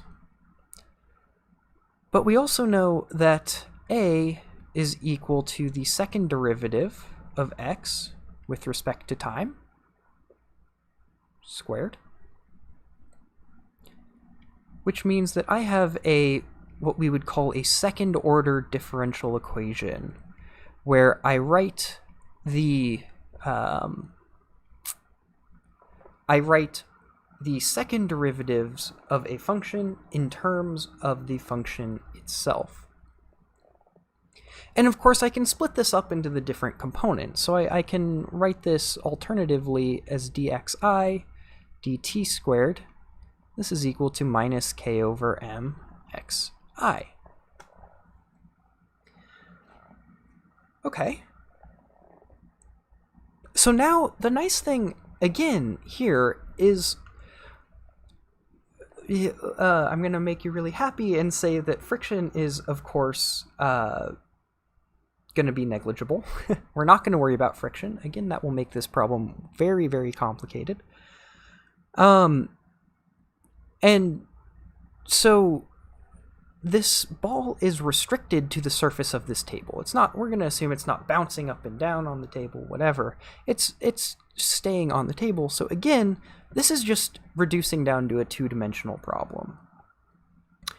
Do the x's cancel each other out? Not necessarily, right? Because I can still pull, it's similar to a spring, right? I can pull a spring, there's just a force trying to pull me back to where the spring is at the most relaxed.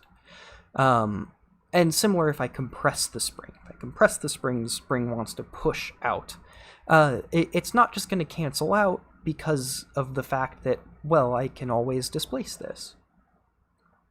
And we'll see that it won't cancel out. Hopefully that's what you were asking. But so anyway, so we can reduce this to a two-dimensional problem. Let's say we don't care about anything happening in the up or down direction. We only care about what's going on the surface of the table. Okay, so, well, how do we solve this? When you have an equation like this, an excellent strategy for solving it is to guess. To guess the answer. Make an educated guess. Specifically based on, we know that if I have something like cosine omega t, the time derivative of this is going to be given by negative omega sine omega t, and same for sine, or similar for sine, not necessarily just the same. This is omega cosine omega t. So now if I take another derivative of the right-hand side, I find the second derivatives. So the second derivative of cosine, well, we already found that the derivative of sine is cosine, so this one just becomes minus omega squared cosine omega t, and d2 dt squared sine omega t is equal to minus omega squared sine omega t.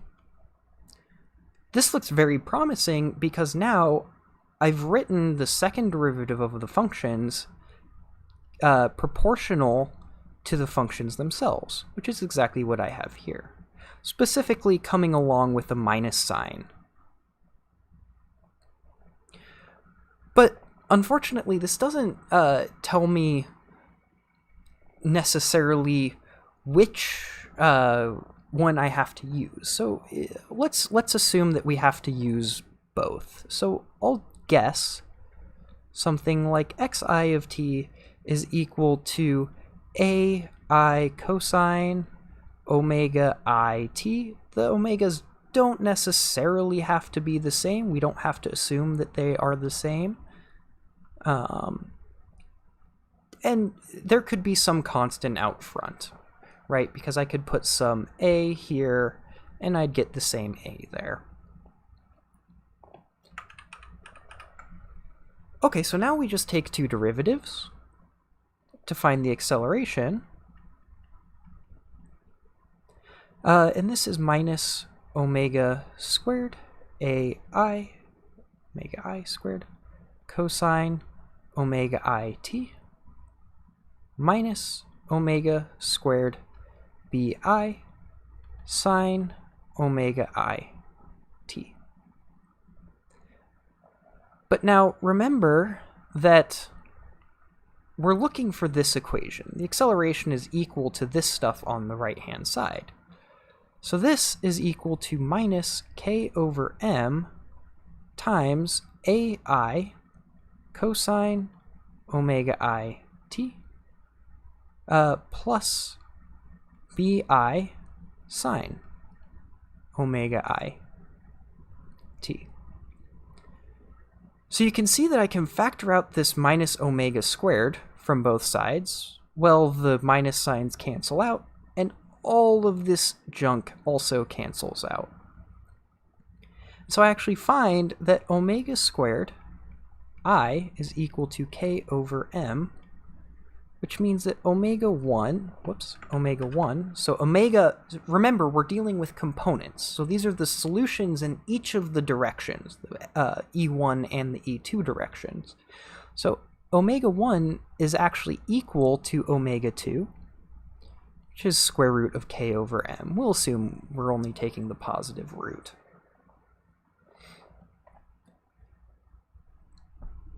Excellent. And I'll just define this guy as omega. It'll just be easier to write.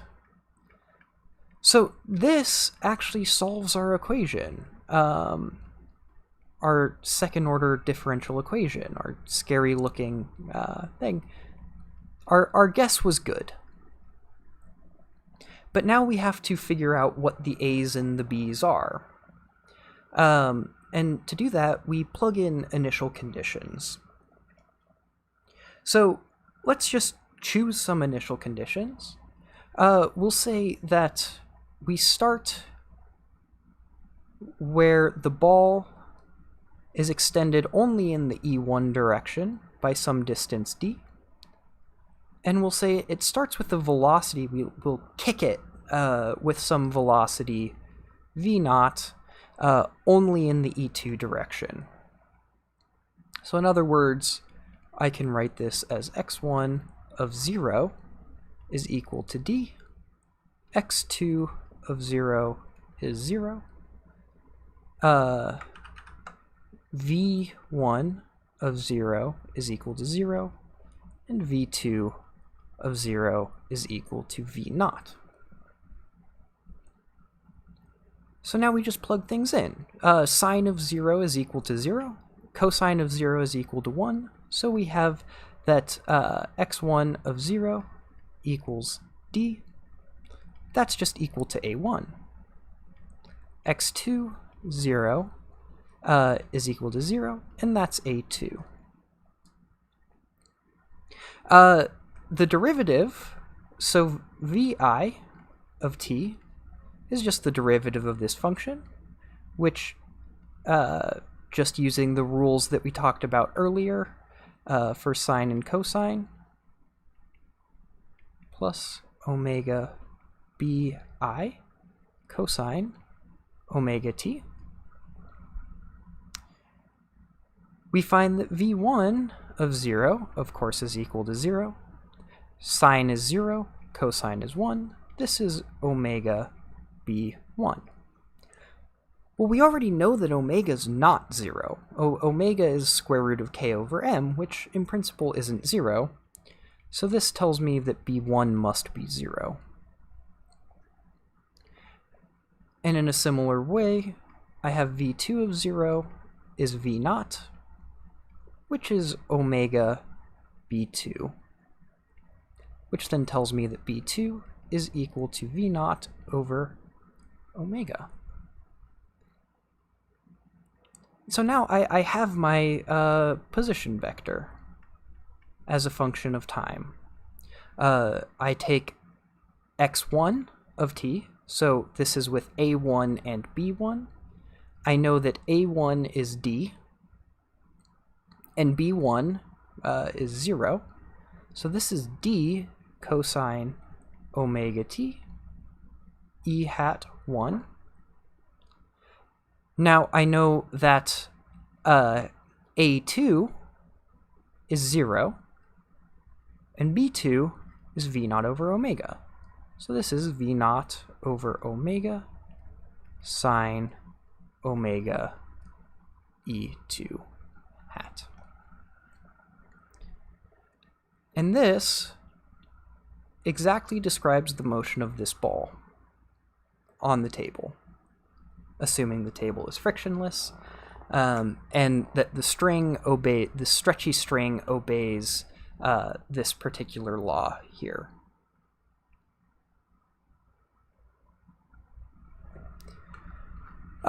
So I want to show the animation of this, but I'm curious, does anyone know what this is describing? What shape this is describing in the xy plane, where the xy plane is the tabletop?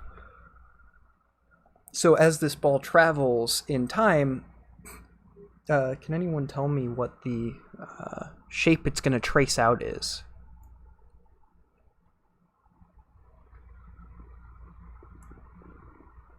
Oh, and you can also ask me any questions right now as well.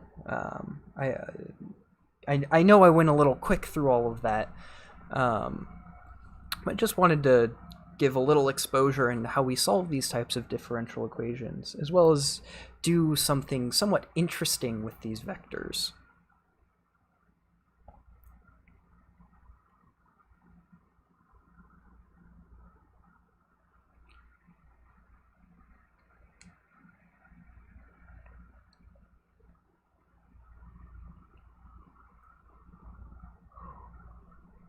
Yeah, so feel free to ask any questions right now in comments if you think you know what the shape is. And no worries if you don't. It's certainly not a problem. Okay, well let's see what this shape is. Let's go ahead and see. We can plug this in to something like Mathematica here, and plug in different values. So here are the values that I'm taking. So here, x naught is what we call d. This is the initial displacement. V naught is the initial velocity, and omega is this square root of k over m. So the mass of the ball and the properties of the string, how stretchy the spring is. Well, let's see what happens. Well, you can see that the ball traces out an ellipse on the table, which is pretty cool. Another thing that we can note is that the farther the ball is away from the center, the slower it goes. So the blue line is tracing out the position, the white line is the length of the string, and this orange vector is the velocity vector. That's how fast it's going and what direction it's going. So you can see as the ball gets really close to the center, the velocity speeds up. But as the ball is far away, it slows down. And there's actually a really interesting thing happening here that I really want to quickly talk about. So let's look at the velocity, which, as we already said, this is omega d sine omega t e1 hat plus v naught cosine omega t e hat 2. And this is the last thing I want to touch on. Okay, so what's really important here, just looking back at how we analyzed how things work, let's try to figure out the relationship between these two things, specifically what piece of x is perpendicular to v. So to do that, we have to take this cross product, which, again, we're just in 2 dimensions, so this is ij, xi, vj, which is x1 v2 minus x2 v1. Okay, so when we do this, something pretty cool happens, because so x1 is so x1 times v2 is d times v naught cosine squared omega t, and x2 times v1 with the extra minus sign gives us, crazy enough, the exact same constant times sine squared omega t.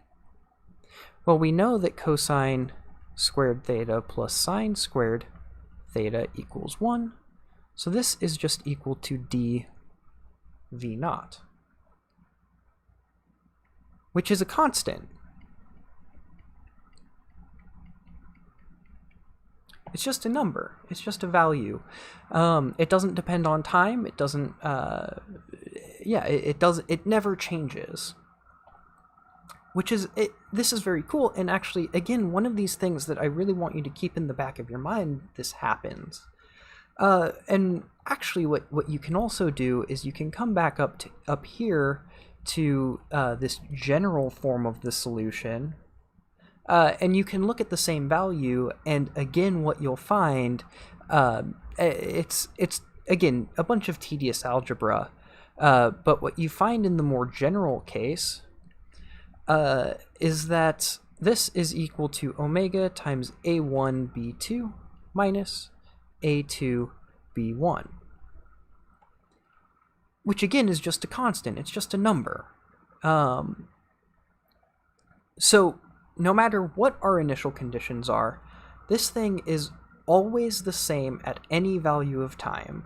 And so this is looking suspiciously like one of our conservation laws that we have.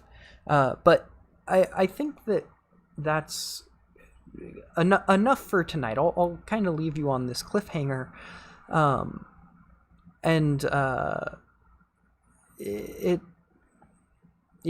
we'll talk about this in depth, hopefully in the next stream, if not the one after that.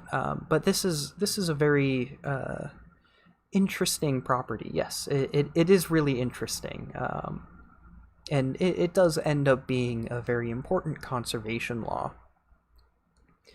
But yeah, so before I wrap up, I'll ask if anyone has any questions.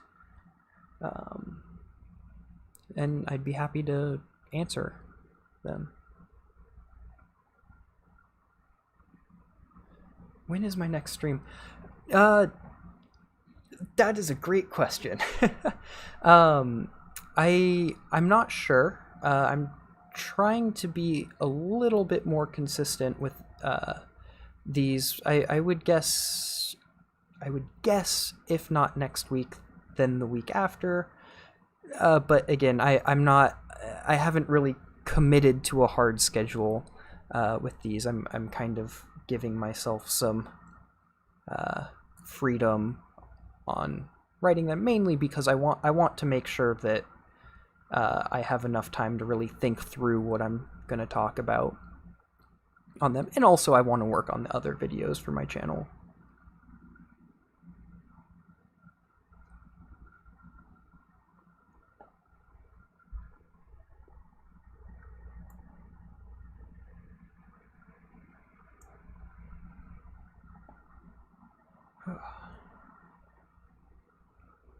Yeah, so this, I know this stream and the last one was, they were both a bit math heavy, not quite as much physics, but what I'm hoping to do in the next one is I'm hoping to just do physics problems, and hopefully find some interesting stuff happening, especially now that we have the machinery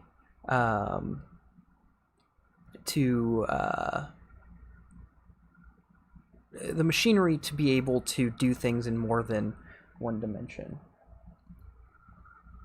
But yeah, I try to send out community posts before I do these streams so that people know ahead of time. I'm not sure exactly how often YouTube shows that to people who subscribe, but what can you do with that?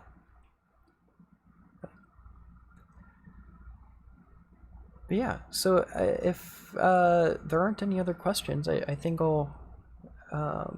Oh, am I a physics? Yeah. Well, I'm working on my PhD right now in physics.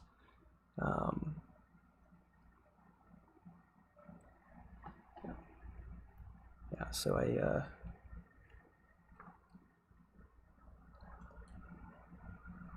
in what field?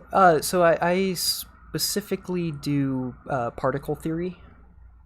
That's my main area of research. So like quantum field theory and all that fun stuff.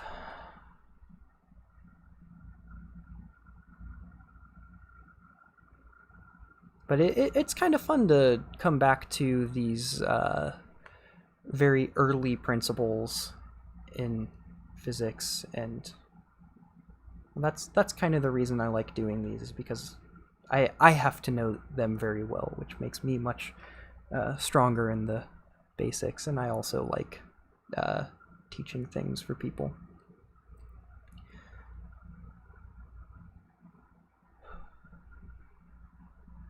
Awesome. I'm happy to hear that interested in pursuing physics. Hopefully this stuff is helpful, especially in the first year.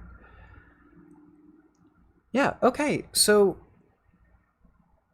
I guess on that I'll wrap this up. Yeah, thanks for watching. I appreciate the support, and if you're watching afterwards and you made it through the whole thing, congratulations. All right, I'll see you on the next stream.